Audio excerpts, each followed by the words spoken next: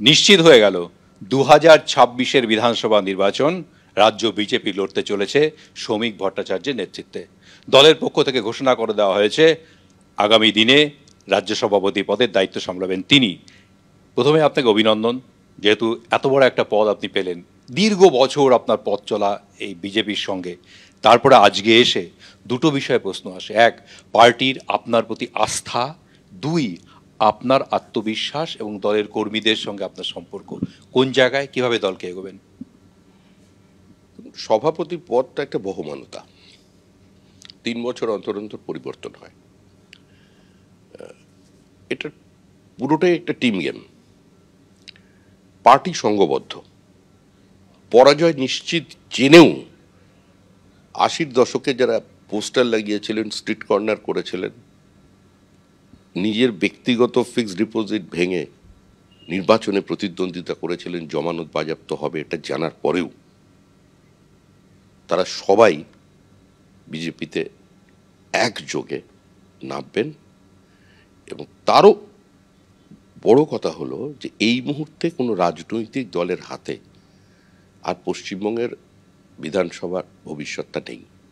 2026-এ নির্বাচন, তৃণমূলের বিসর্জন। মানুষ বাঁচতে চায়, বাংলা বাঁচতে চায়, মানুষ পরিত্রাণ চায়, মুক্তি চায় তৃণমূল কংগ্রেসের কাছ থেকে। পশ্চিম বাংলাদেশ যাতে না হয়ে যায় তার জন্য মানুষ সচেতন আছে। সুতরাং এই নির্বাচনটা মানুষই লড়বে, বিজেপি নিমিত্ত মাত্র। দলের অভ্যন্তরীণ লড়াইয়ের কথাও বারবার সামনে আসে। দিলীপ ঘোষ, সুকান্ত মজুমদার, শুভেন্দু অধিকারী, ব্রহ্মা বিষ্ণু মহেশ্বর দলের মধ্যে কোথায় কিভাবে নিয়ন্ত্রণ করবেন আপনি, কিভাবে তাদেরকে নিয়ে দল চালাবেন, এটাও তো ভাবতে হবে আপনাকে, বা ভেবেছেন কি কিছু? আরে ভারতীয় জনতা পার্টি তো ভারতীয় সংস্কৃতি, সভ্যতা, পরম্পরায় বিশ্বাস করে। আমাদের আসল বিষয় তো নিরাকার ব্রহ্ম, সবাই এক আছেন। বিজেপি পার্টিতে দুটো পথ তৈরি করা যায় না, বেঙ্গল লাইন আলাদা বানিয়ে ফেলা যায় না, বিজেপির দুটো শিবির হয় না। কিছু জায়গায় বিচ্যুতি থাকে, বিচ্যুতি থাকবেই। দলের কর্মীরা আমাকে বার্তা দিচ্ছেন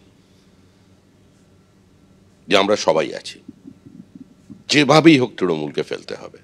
পশ্চিমবঙ্গের অস্তিত্বের সংকট এসেছে, বাঙালি হিন্দুর অস্তিত্বের সংকট, যাদের কারণে এই রাজ্যটা তৈরি হয়েছিল, যাদের জন্য মতাদর্শগত বিপরীত অবস্থানে থেকেও 1947 সালের 20শে জুন জ্যোতি বসু এবং রতনলাল ব্রাহ্মণ ভোট করেছিলেন পশ্চিমবঙ্গ তৈরির পক্ষে, সেপারেট হিন্দু হোমল্যান্ড, একটা পৃথক রাজ্যের পক্ষে।